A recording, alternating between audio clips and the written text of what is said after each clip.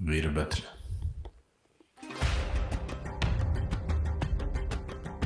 वीरभद्र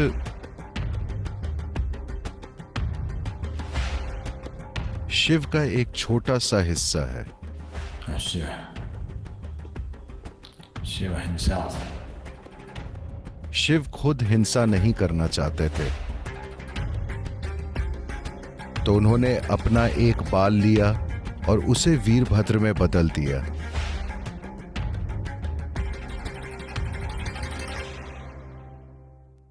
शिव के जीवन में एक ऐसी स्थिति पैदा हुई थी जहां एक बहुत बड़ा अन्याय हुआ था, जिसकी वजह से उनकी पत्नी सती उसका शिकार हुई और उन्होंने खुद को जला लिया था। जब शिव ने यह सुना तो वे कुछ करना चाहते थे,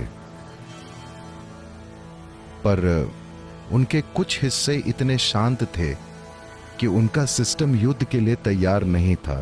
तो उन्होंने अपना एक बाल निकाला और उससे वीरभद्र को पैदा किया।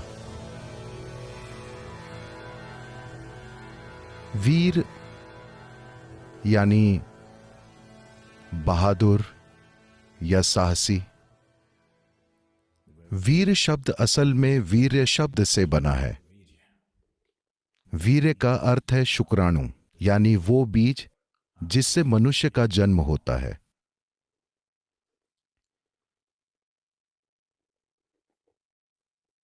ये दोनों पहलू आपस में जुड़े हुए हैं,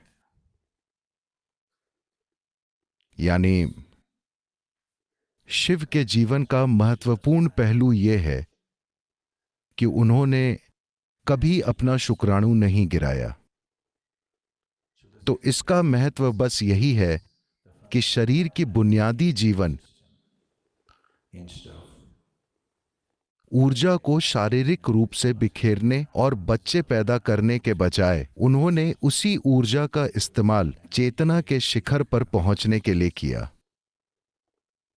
उनकी ऊर्जा सिर के ऊपर से बिखरती है। किसी भी योगी को तब तक योगी नहीं कहा जा सकता जब तक कि वे अपने सिर के ऊपर से ऊर्जा नहीं छलकाते। तो वीरभद्र सिर्फ एक बाल थे, सिर्फ एक बाल, और उन्होंने ऐसी तबाही मचाई कि अकेले ही उन्होंने उस राजा की पूरी सेना को खत्म कर दिया जिसने ये अन्याय किया था।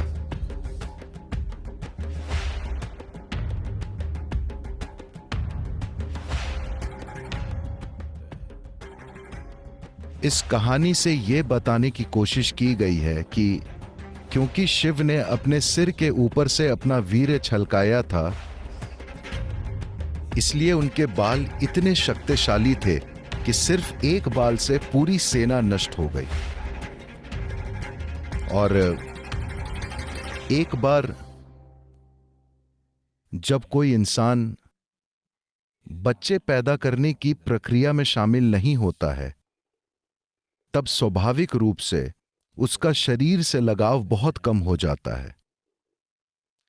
जब उसका शरीर से लगाव बिल्कुल कम हो जाता है, तब उसमें डर की भावना मौजूद नहीं होती है, और जब डर नहीं होता तो वो स्वाभाविक रूप से बहादुर होता है। वीरता इसी का परिणाम है।